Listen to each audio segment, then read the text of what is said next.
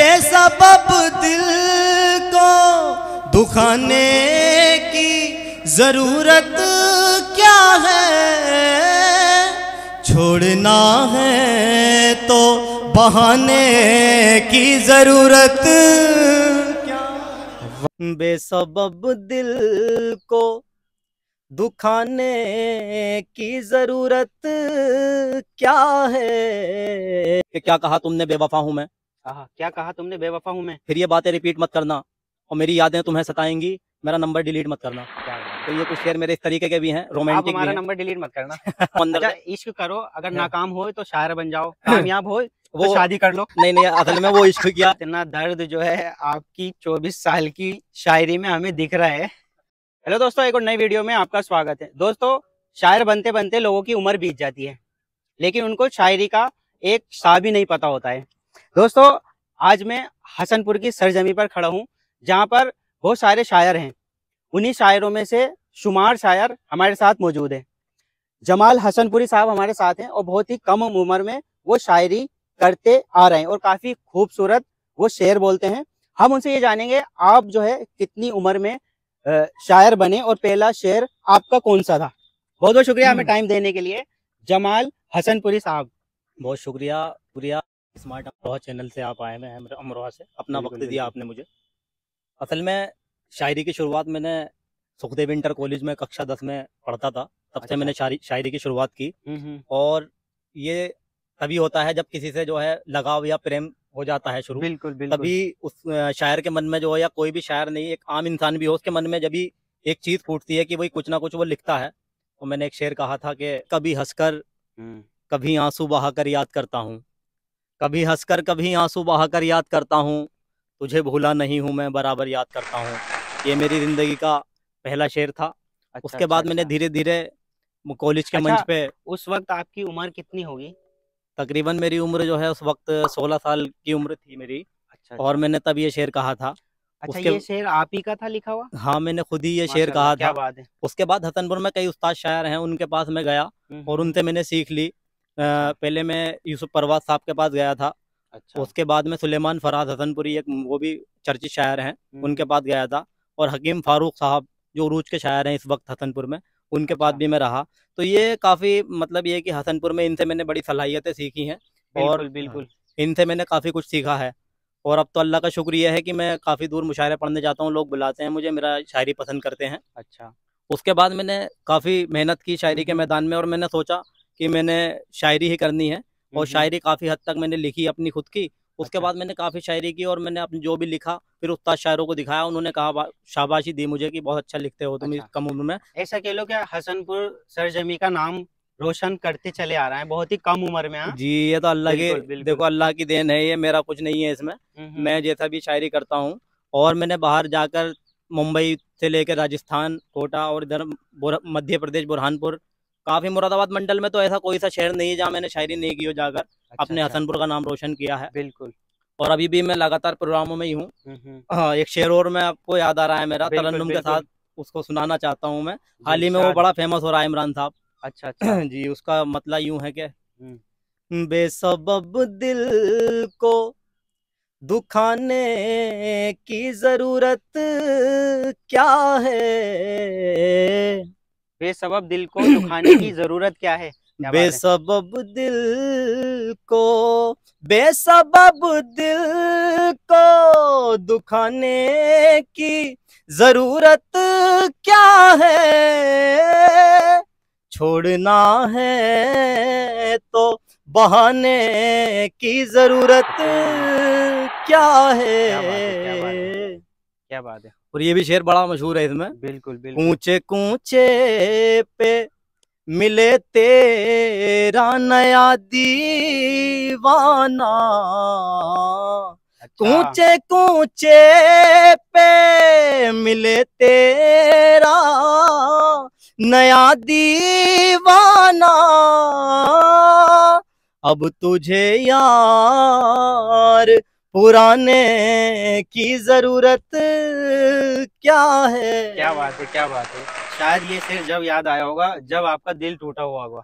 नहीं दिल तो खैर अब भी टूट जाता है, मगर जब पहली बार टूटा था उसका तो मजा ये लगता है इमरान साहब। बिल्कुल बिल्कुल। तो बस मेरा ये है कि मकसद ये है कि भाई जितने भी अब इस टाइम शायरी का बहुत क्रेज चल रहा है, तहत में ज्यादा शायरी कर रहे हैं लोग, और अच्छा। तरन्नुम वाले शायरों को भी ज्यादा सुना जाता है, मगर तहत वाला जो इस टाइम ट्रेंड चल रहा है, अच्छा। फेसबुक इंस्टाग्राम पर आप खोल के देखोगे तो सबसे ज्यादा जो तहत ये होता है कि बोलकर शेर बोला जाता है। अच्छा हाँ हाँ तो बिल्कुल। उसमें ज्यादातर लोग पसंद कर रहे हैं। तो मेरा अच्छा। कहना यह है, नौजवान जो नस्ल है, नौजवान पीढ़ी है, उनको मैं ये कहना चाहता हूँ कि आप तहत में अगर शायरी कर रहे हैं तो इस वक्त जो मशहूर शायर हैं, जो आज उस लेवल पे हैं कि उनकी शायरी सुन के आप बहुत कुछ सीख सकते हैं। अच्छा। तो मेरा एक नाम मेरे जहन में बार बार चल रहा है, वो नाम तहजीब हाफी का है। भले वो अच्छा, पाकिस्तान अच्छा, से हैं, बिल्कुल बिल्कुल। तहजीब हाफी हम भी बहुत पसंद करते हैं तहजीब हाफी को। उन्हीं के एक और हैं, उनका नाम जुबैर अली ताबिश है, उन्हें भी आप सुनिएगा। उनका शेर है कि दरख्त काट के जब थक गया लकड़हारा।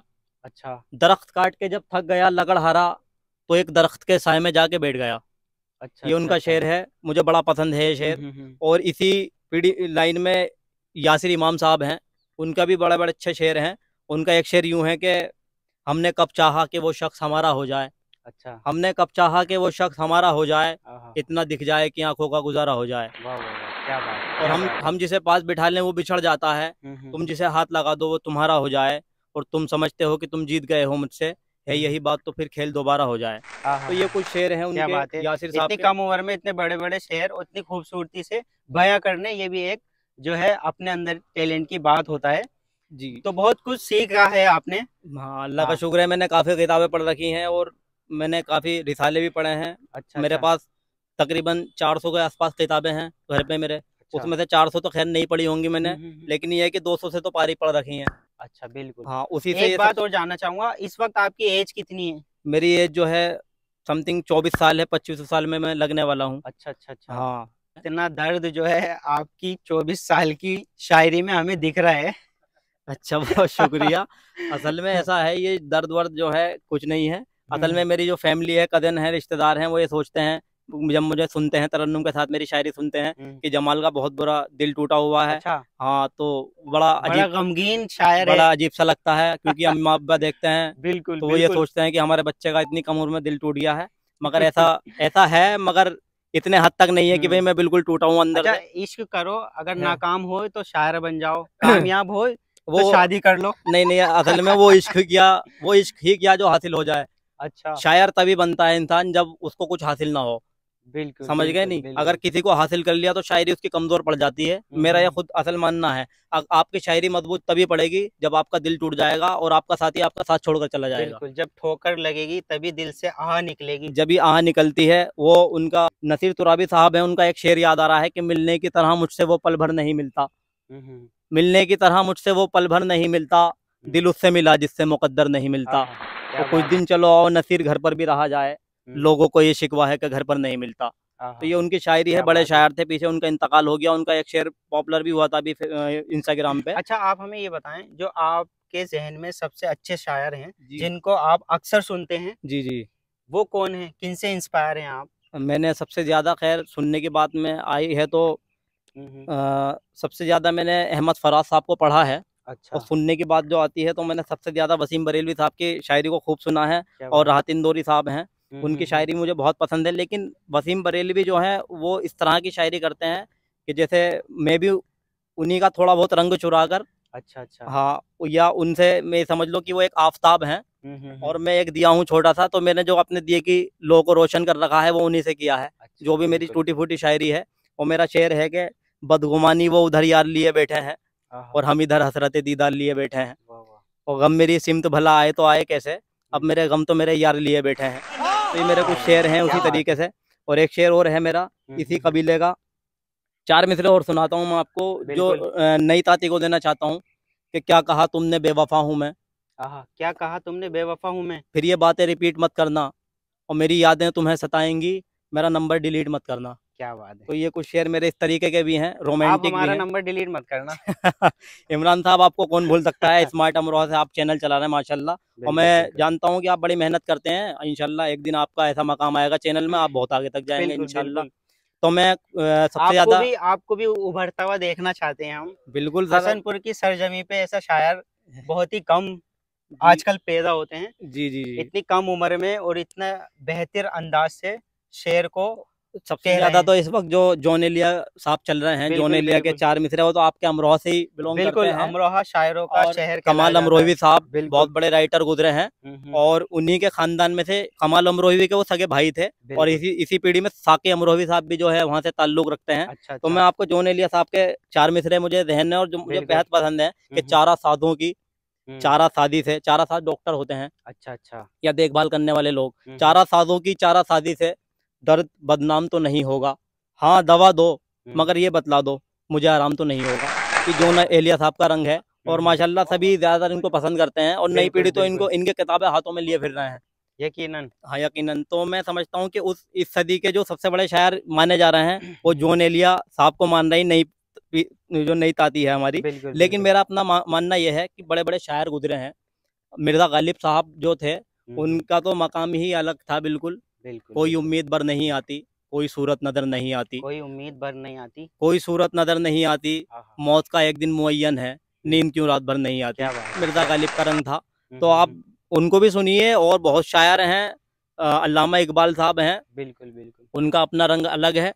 और तुम्हारे की मैं सागर खयामी साहब हैं, दुनिया भर के शायर हैं। कतिल शिपाई को मैंने बहुत पढ़ा है।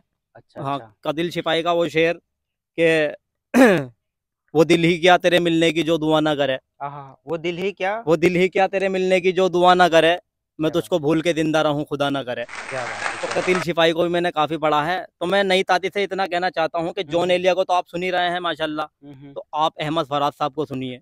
उनकी शायरी में आपको जो रंग मिलेगा वो अलग ही है, उससे अलग ही रंग की शायरी आप करेंगे। और उनका शेर वो याद आता है मुझे कि सुना है लोग उसे आंख भर के देखते हैं, सुना है लोग उसे आंख भर के देखते हैं, तो उसके शहर में कुछ दिन ठहर के देखते हैं। और सुना है बोले तो बातों से फूल झड़ते हैं, ये बात है तो चलो बात करके देखते हैं। बहुत बहुत शुक्रिया इमरान साहब, आपने अपना वक्त भी दिया मुझे इतना ज्यादा, बहुत शुक्रगुजार हैं हम। आपका भी बहुत बहुत शुक्रिया, आपने भी हमें टाइम दिया, इतना कीमती समय देने के लिए आपका बहुत बहुत धन्यवाद। उस्तादों का भी सीख बहुत जरूरी होती है, जैसे जमाल हसनपुरी साहब के अंदर है, उस्तादों की भी रिस्पेक्ट ये करते हैं और अक्सर किताबें पढ़ते रहते हैं। दोस्तों हमें भी इनसे मिलकर बहुत ही अच्छा लगा और उम्मीद है इनकी शायरी का अंदाज आपको भी अच्छा लगा होगा। दोस्तों आप देख रहे थे स्मार्ट अमरोहा, मेरा नाम इमरान मलिक। फिर मिलते हैं नई इंटरेस्टिंग वीडियो के साथ, जब तक के लिए जय हिंद। स्मार्ट अमरोहा को सब्सक्राइब करें।